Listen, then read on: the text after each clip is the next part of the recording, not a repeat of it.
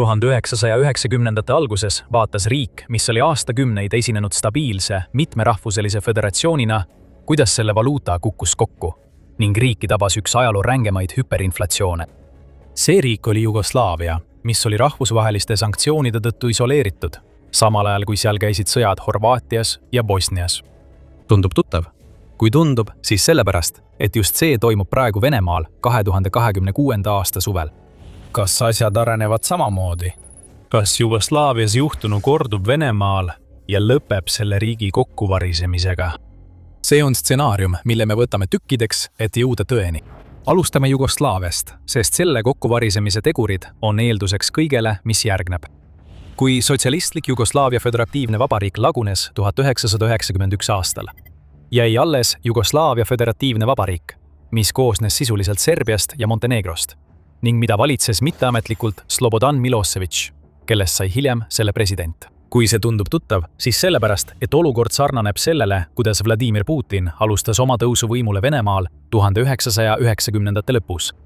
Jugoslaavia jätkas võitlust territooriumi hoidmise nimel ja toetas Bosnia serblaste vägesid naaberriigis lahti rulluvas jõhkras sõjas. 1992. Aasta mais reageeris ÜRO Julgeolekunõukogu ulatuslike sanktsioonidega, sealhulgas kaubandusembargo, finantstehingute külmutamise ja enamiku rahvusvaheliste majandussuhete katkestamisega. Sanktsioone karmistati veelgi 1993. aasta aprillis. Ametlik eesmärk oli sundida Belgradi lõpetama Bosnias peetava sõja toetamist. Tegelikult tabasid sanktsioonid majandust, mis oli juba struktuurselt nõrk, ning see kombinatsioon osutus katastroofiliseks.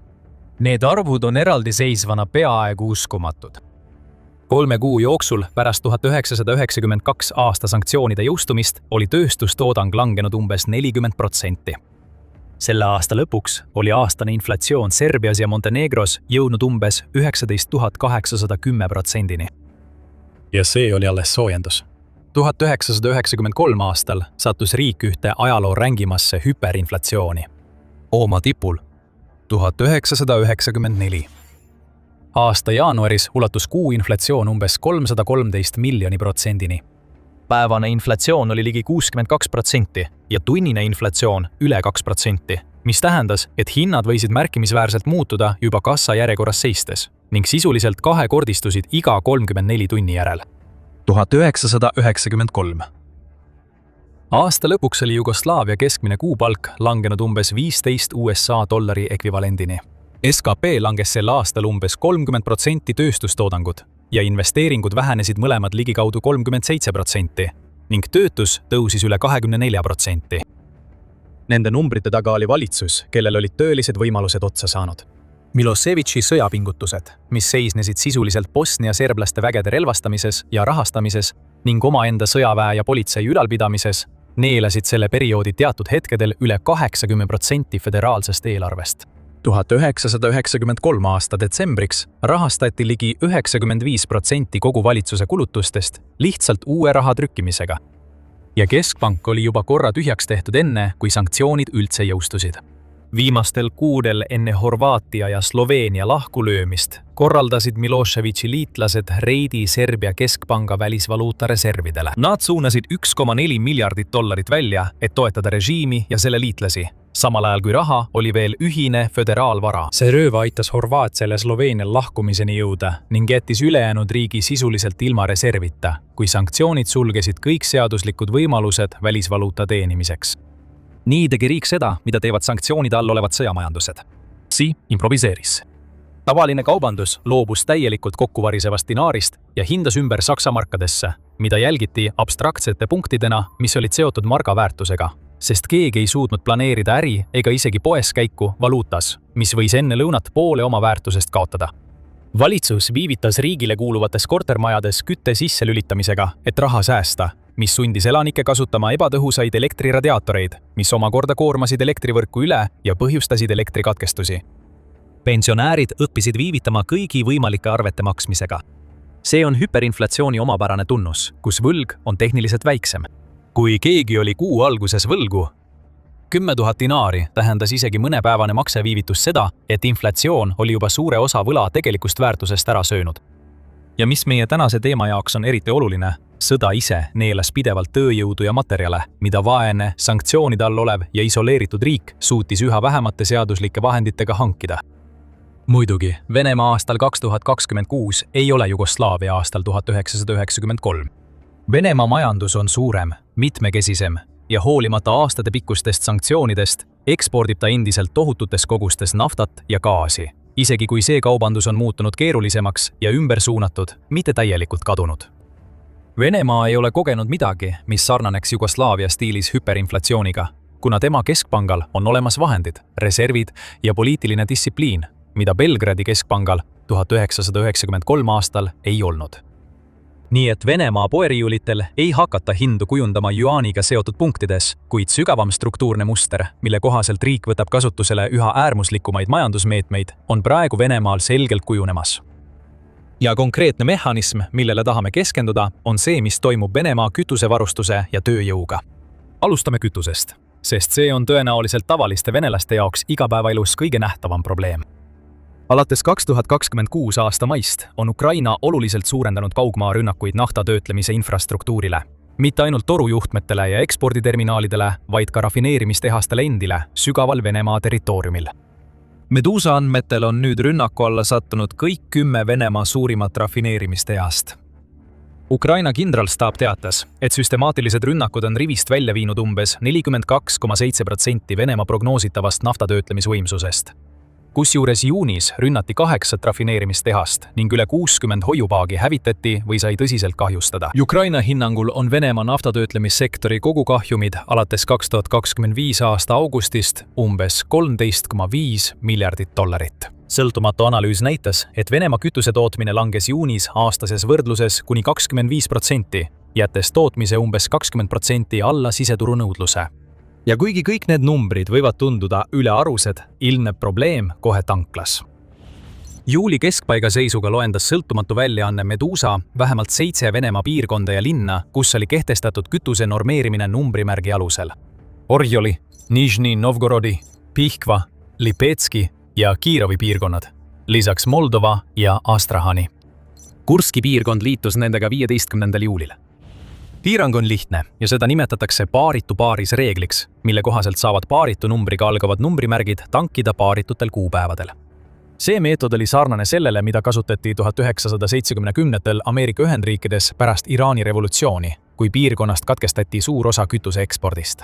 Siiski on seekord kogu skeemi ajendiks õhurünnakud rafineerimistehaste vastu, mitte turutõrge. Improviseerimine muutub sealt edasi veelgi kummalisemaks ja just siin muutub Jugoslaavia kaja raske eirata. Venemaa Krasnodari piirkonnas käskis Tinski rajooni administratsioon üldhariduskoolide õpetajatel loobuda osast oma suvepuhkusest, et töötada vahetustega bensiinijaamades. Aga nad ei pumpa isegi kütust, sest kütust ei jätku kõigile. Selle asemel seisavad nad platsil, et järjekordi hallata ja vihaseid autojuhte rahustada. Mis puudutab tasu, siis õpetajad saavad tasuks tasuta teed ja kohvi. Kohalikud ametnikud kinnitasid avalikult, et see kohustus on vabatahtlik ja piirdub meesõpetajatega, lähtudes teooriast, et kütusepuudus mõjutab mehi otsesemalt. Kuid kohalikes kogukonnagruppides ilmnenud kaebused viitasid sellele, et ka naistöötajatele määrati samad vahetused, kaudse ähvardusega töö kaotada, kui nad keeldusid. Üks noor õpetaja kurtis, et tema ja tema kolleegid, kellest mõned kaaluvad alla 50 kilo, saadeti rahulolematute autojuhtide rahvahulki ohjeldama, ilma tasu ja sisuliselt ilma valikuvõimaluseta. Ja Pihkva piirkonnas värbavad võimud vabatahtlikke ja niinimetatud rahvaüksuste liikmeid. Nad täidavad sarnaseid ülesandeid bensiinijaamades, kasutades samal ajal värbamiskuulutusi, kus pole isegi mainitud tasu. Irkutski oblasti valitsus on välja pakkunud elektroonilise broneerimissüsteemi, et järjekordi hallata ilma inimesi kohale saatmata. Selle asemel otsustas valitsus juuni lõpus karmimate meetmete kasuks, saates korda tagama politsei ja rahvuskaardi. See näitab, et valitsus ootab täielikult võimalikke piirkondlikke rahutusi kütuseprobleemide tõttu ja püüab sellele ennetavalt reageerida, mis oli praktiliselt mõeldamatu maailma ühe suurima nafta- ja gaasieksportija puhul. Pange tähele, millega on tegu. Riik suunab ametnikud ja õpetajad nende tavapärasest tööst kõrvale, et nad toetaksid kütusekriisi lahendamist logistiliselt. See on nende enda valikute tulemus, sest neil pole ei raha, töötahtelisi inimesi ega haldusressurssi, et seda probleemi teistmoodi lahendada. See on väiksemas mahus ja väiksema riskiga versioon täpselt sellest samast improviseerimisest, mida nägime Belgradis 1993 aastal. Kui kütte väljalülitamine aitas raha kokku hoida ning pensionärid manipuleerisid maksetähtaegadega, et ellu jääda, majanduses, mis enam tavapäraselt ei toiminud. Kütusejärjekorrad ei too tõenäoliselt kaasa hüperinflatsiooni, kuid aluseks olev refleks survestada avalikke asutusi ja neis töötavaid ametnikke on sama. See viitab eriti just Jugoslaavia juhtumile. Hüperinflatsiooni kommenteerides märkis Cato Instituut, et kõik Belgradi bensiinijaamad olid suletud, välja arvatud see, mis teenindas välismaalasi ja saatkondade töötajaid. Kui Venemaa sisemaine kütuseolukord areneb samas suunas edasi, ei pruugi me enam kaua näha, et õpetajaid sunnitakse tanklates töötama, sest seal ei ole enam midagi teha.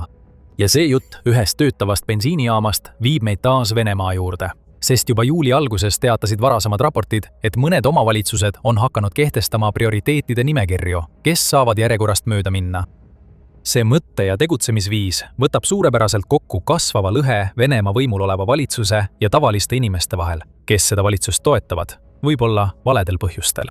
Nüüd liigume tööjõu juurde, sest just siin muutub paralleele riigiga, millel hakkab sõja jaoks vabatahtlikest inimestest puudus tulema, eriti ilmseks. 2026 aasta juuli keskpaigas sai sõltumatu Vene telekanal Dožd kätte ja avaldas lekkinud dokumendi pealkirjaga Kandidaatide valikuplaan lepingulisele teenistusele 2026 aastal. Plaan hõlmab Maiski rajooni Parahia vabariigis Venemaa Kaug-Idas. Dokumendi kohaselt teeb plaan midagi, mida me tavaliselt erasektoriga ei seosta. See loetleb kõik rajoonis tegutsevad ettevõtted, mitu inimest igas neist töötab ning kui palju neist töötajatest on 20–60 aastased mehed. Kõige olulisem on see, et seal on kirjas ka konkreetne töötajate kvoot, mille iga ettevõte peab Ukrainasse sõtta saatma. Ja kõige hullem on see, et tõenäoliselt ei ole see üksikjuhtum, sest allikad, kes vastutasid selle lekke eest, viitavad, et samu kvoote rakendatakse ka teistes föderatsiooni piirkondades. Enne kui sukeldume selle sammu üksikasjadesse, vajuta kindlasti tellimisnuppu, et saada iga päev uusi videoid. Siin The Military Shows oleme otsustanud tuua teieni kõige värskemad uudised ja põhjalikud analüüsid kõigest, mis puudutab geopoliitikat. Tagasi lekkinud dokumentide juurde. Kvoodi taga olev mehaanika seisneb selles, et maksimeeritakse kas valitsuse kasumit või rindel olevate inimeste arvu, mis on olnud kogu sõjapüüdluse jooksul omamoodi julm arvutus. Rajooni juht saab piirkondlikust peakorterist ette antud arvu ja jagab selle eesmärgi kohalike tööandjate vahel laiali. Iga ettevõte saab ette kindla arvu, mitu töötajat ta peab lepingulisse sõjaväeteenistusse saatma. Kuid kui ettevõtte juhtkond ei soovi omaenda töötajaid saata, on neil alternatiiv. Selle asemel võib ettevõte maksta teenuse eest, sõlmides lepingu määratud firmaga, mis on spetsialiseerunud sellele, mida eufemistlikult nimetatakse sõja jaoks kandidaatide valikuks. Teatatud hind on 100 000 rubla, ehk umbes $1300 inimese kohta, keda ettevõte ise otse ei saada, seisuga juuli keskpaik. See ei piirdu isegi mitte ainult erasektoriga. Sama plaan nõuab, et Maiski rajooni haigla saadaks sõjaväeteenistusse 2 töötajat, kuigi piirkonnas on juba niigi terav meditsiinipersonali puudus. Kvoodid ei küsi, millised sektorid saavad töötajaid loovutada. Valitsus lihtsalt määrab numbrid ja ootab, et need täidetakse. Aga see süsteem ei ole uus. See on arenenud ja algas juba 2024 aastal. Tollal hakkasid võimud nõudma, et ettevõtjad annaksid sõja jaoks inimesi, toetades seda nõuet ähvardustega teha ootamatuid kontrolle ettevõtetes, mis nõudmisele ei allunud. 2025 aastaks oli see muutunud selgesõnaliseks väljaostuskeemiks, mida me täna näeme. Ettevõtted said maksta selle eest, et nad ei peaks töötajaid saatma, kuid iga kvoodist puuduva inimese eest tuli ettevõttel maksta 450 000 rubla, ehk umbes $6000. See on üle 4 korra rohkem kui Baratšias kehtiv asutuste määr uue 2026 aasta plaani järgi. See erinevus viitab sellele, et sellest süsteemist väljaostmise hind erineb piirkonniti oluliselt ega järgi ühtset riiklikku skaalat. Kuid mõlemas näites on ühine loogika see, et ettevõtte tööjõust on saanud ressurss, mida riik saab maksustada, olgu see siis inimeste või rublade näol. Ja sellel on põhjus, miks surve mitte ei leevene, vaid hoopis tugevneb. Maiski rajooni 2026 aasta kvoot nõuab, et ettevõtted saadaksid rindele 61 inimest. See on umbes 65% rohkem kui eelmise aasta rajooni eesmärk. Ja tol aastal sõlmis tegelikult lepingud vaid 13 inimest. Teisisõnu, rajoon ei täitnud eelmist kvooti kaugeltki ära ning piirkondlikud võimud ei vähendanud ootusi, vaid peaaegu 2-kordistasid neid järgmiseks aastaks. Sisuliselt püüab riik oma inimjõu puudust leevendada veelgi karmimate meetmetega. See viib meid kõige tõsisema eskalatsioonini, mis on ilmselt hullem kui see, mida endise Jugoslaavia inimesed kunagi taluma pidid. Raadio Vaba Euroopa Raadio Vabadus avaldas juuli alguses üksikasjaliku raporti, mis kirjeldas üleminekut rahalistelt ja administratiivsetelt survemeetmetelt otsesele sunniviisilisele värbamisele. Raport näitab, et see tegevus oli koondunud Penza linna ümbrusesse, mis asub umbes 625 kilomeetrit Moskvast kagus. RFRLi andmetel on seal mehi linnatänavatelt kinni peetud, viidud sõjaväe värbamiskontoritesse ning neid on survestatud või füüsiliselt sunnitud allkirjastama lepinguid, mis saadavad nad Ukrainasse võitlema. Raportis jagati pealtnägija filmitud videot, mis näitas rühma mehi istumas väikebussis, samal ajal kui väljas olnud inimesed kommenteerisid, et mehi survestatakse minema. Vene õiguskaitseorganid eitasid seejärel avalikult, et mingit sundi oleks toimunud. RFRLi raport hõlmab ka üksikjuhtumeid, mida on raske kirjeldada teisiti kui ukrainlaste poolt kasutatav termin bussistamine. Mitteametlik väljend selle kohta, kui sõjaväe ikka mehi haaratakse tänavalt ja viiakse kaubikutes minema. See tava seostati algselt Ukraina enda mobiliseerimisraskustega, mis näitab, et tegelikult kannatavad mõlemad pooled sama probleemi all. Kuid Ukraina puhul tunnistas president Volodõmõr Zelenskis selle probleemi 2026 aasta alguses ja andis kaitseministeeriumile korralduse see lahendada.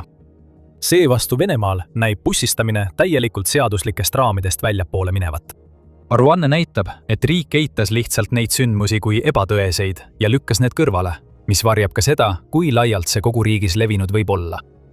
Ja kuna Vene võimud eitavad selle praktika olemasolu, puudub ka ametlik kanal, mis registreeriks, kes viidi, kuhu või millise ettekäändega. Just sellepärast tugineb RFRL täielikult anonüümsetele sugulastele ja advokaatidele, mitte ühelegi valitsusdokumendile. Ukraina territoriaalsete värbamiskeskuste kuritarvitused on põhjalikult dokumenteeritud just seetõttu, et neid ei eita. Selle asemel arutatakse neid parlamendis ja Ukraina meedias kajastatakse neid nimeliselt. Siis on veel väidetav juhtumite arvu kasv viimastel aastatel. Koos suurenevate kvootidega viitab see sellele, et Kreml püüab aktiivselt seda meedet kasutada, selle asemel, et kuulutada välja järjekordne osaline mobilisatsioon. Viimati kuulutati mobilisatsioon välja 2022 aastal ning sellele järgnes sadade tuhandete inimeste lahkumine riigist, kes võib-olla ei tulegi kunagi tagasi, mis kahjustas Venemaa majandust veelgi.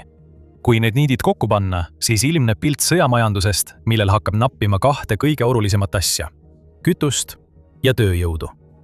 Ukraina rünnakud rafineerimistehastele tekitavad täpselt sellise ressursinappuse, nagu sanktsioonid tekitasid Jugoslaaviale 1992 aastal. Ja tööjõu poole pealt näeme riiki liikumas sama rada, mida läbis Jugoslaavia, kui sõda venis ja vabatahtlikke jäi üha vähemaks. Kõigepealt stiimulid, siis halduslikud kvoodid, mis määrati ettevõtetele, justkui oleksid töötajad maksustatav kaup. Siis rahaline väljaostusüsteem, mille hind aina tõuseb. Seejärel otsene inimeste röövimine linnatänavatelt. Milošević jätkas võitlust ka siis, kui tema majandus seda enam välja ei kannatanud, sest taganemine oleks kaasa toonud talle poliitiliselt vastuvõetamatu hinna. See kõik ei tähenda sugugi, et Venemaa laguneb kindlasti samamoodi nagu Jugoslaavia. Jugoslaavia kokkuvarisemist põhjustas ka rahvusvaheline sanktsioonide režiim, mis oli spetsiaalselt loodud muutuse esilekutsumiseks, lisaks paljudele sisemistele süsteemidele, mis kas ei töötanud või mida valitsev partei aktiivselt saboteeris, püüdes kiiret kasumit teenida. Selle asemel saab Venemaa endiselt korraliku tulu kaubandusest Hiina ja Indiaga ning tal on vajadusel jätkuvalt juurdepääs täiendavale kütusele. Ja hoolimata lääne poolt kehtestatud sanktsioonidest, mida üks endine Jugoslaavia riik põhimõtteliselt keeldus kehtestamast, kasvab Venemaa majandus tehniliselt endiselt, kuigi palju aeglasemalt kui oodati.